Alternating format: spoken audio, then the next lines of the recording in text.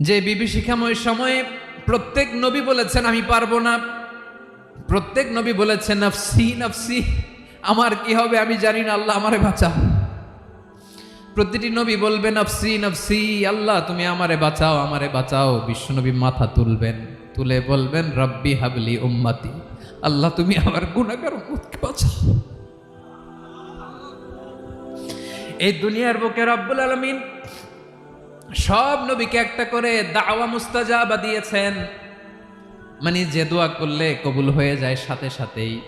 দাও বিহা, দুনিয়ার সব নবীরা ওই দোয়াটা দুনিয়ায় করে ফেলেছে।